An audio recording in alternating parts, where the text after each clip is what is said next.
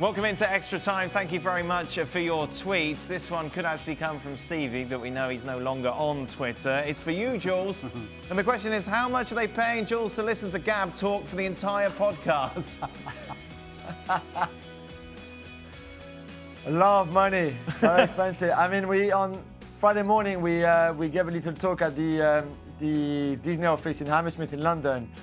And we were together and we had all those people in front of us. And Gab talked for, 80% of the time and me 20% of the time. And he was just like, he kept moving and he could not stand still. It was so funny. And I said it's the same in the podcast. At the beginning, we were supposed to share everything. And now it's like, that's the way it is. I still love him. He's like an unstoppable train, isn't he? You listened to it for the first time, didn't you, this week? I was listening to it. I was driving somewhere during the week and it came on. Yeah. And I started chuckling to myself because the only person I heard was Gab. And actually, Sid was meant to be on it. Right. And it's the Gab and Jules podcast. I'm thinking, why is it called the Gab and Jules podcast? Because I can only hear Gab. Gab and friends, basically, isn't it? Gab and me. Stevie, why are people trying to blame Jose's playing style when he's missing all of his attacking options? Did you see them before he lost them? Yes, but surely now, you can only judge him on what he's doing now. There's no difference when he had them to when he lost them. Is there? I can't see. But they were averaging 2 goals a game before they lost him. That average has dipped now, apparently. 2 goals a game. Oh. I'll tell you what. The way they play the game is completely and utterly Mourinho of the last, 6, 7 years? There's no flair to it at all. Right. There's no excitement to it. And of course, he makes it even worse. He makes you want to go against him. Blames every single thing apart from himself, including his players, which in my opinion, for any coach, is a complete and utter no-no. If you're going to criticise your players, you do it in the dressing room or behind closed doors or in the training field. You don't do it in front of a group of press men. That's not on. Did Stevie enjoy the quick throw-in from Trent today? Which one was that? I don't know. Just the throw-ins in general. I never even noticed. Oh. I must have forgotten about the throwing coach. Because usually, when I think about it, I shout at the telly. Moving on to a similar subject, does Stevie believe he's always right? If he does, let him know he's right about 25% of the time, and I'm being generous. Is that the wife? Is that my wife? Do you know what? I actually do think I'm right until somebody proves me I'm wrong. And then I am absolutely... I have no problem eating humble pie. No, so I've done that to you on occasion. Yes. You swear at me, call me something rude, and then we move on. Yes. Who is it, by the way? I don't know. What's his name? Love football.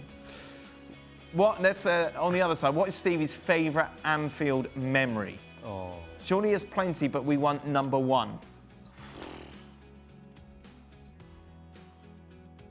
That's impossible. That's impossible, Dan. I'll tell you what, I'll give you one.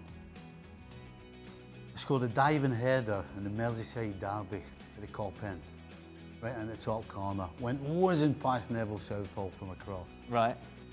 Fantastic. I bet that feeling. Ah. I've got a picture of it in the house. Oh, really? Fantastic. But that's only one of many. The debut must have been special as well. Your first game at Anfield? That's different because, again, like, I'm sure most players will tell you that their debut at a place like Liverpool, when you're young, you don't remember much about it. Right, just don't make a mistake. Just don't make a mistake. So I can barely remember it. But once you get settled and once you're in there, then you're able to kind of open things up and take everything in. Jules, you're going to be at Anfield, of course, for the Atleti game, at the same time that PSG are playing Dortmund. What a schoolboy error that was from you. I didn't choose to go, but it might not be a bad thing. I'll be engrossed in my Liverpool Atletico Madrid and preparing for post-match interview, that kind of stuff, pre-match stuff. Not thinking too much that PSG once again will be knocked out early, and that once again people are going to take the mick out of me, and once again I'm going to feel deflated. Final one, Leipzig against Spurs, predictions. Oof. Both struggling. Jules? I think Leipzig will go through. I think they'll win. They'll win 2-1. 2-1, 3-1 on aggregate. Timo Werner started on the bench today and came on. Dani Olmo came on as well. They'll be back in the starting lineup, I think, on Tuesday night. And I think they'll do it. They've had a bad calendar year, though, haven't they? Leipzig have not been good. Have you seen Tottenham? Oh, I know Spurs aren't good. Well, there you go. I mean, if you think, give me one reason why Tottenham can beat Leipzig in Leipzig. I can't think of one. Right. In fact, the only thing I can think of is last year in the Champions League, how the couple of games, how they got to the final, with like the City one, for example. Right. Ajax. Yeah. I mean, just from absolutely nowhere, down and out, something happened. The soccer gods, as I always call them. Right. But that's what Never they're heard you call them that in your life. Oh, you didn't read my book? No. You told me you read my book. And you As many do. Because it says it in it. Many times, is it?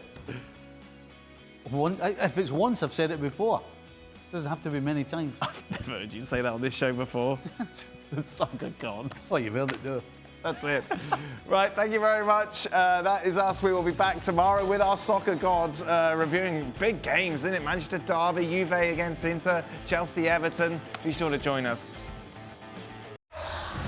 Well, thank you very much for watching ESPN on YouTube. For more sports highlights and analysis, be sure to download the ESPN app. And for live streaming, premium content, and let's not forget as well, ESPN FC 7 days a week. Subscribe to ESPN+.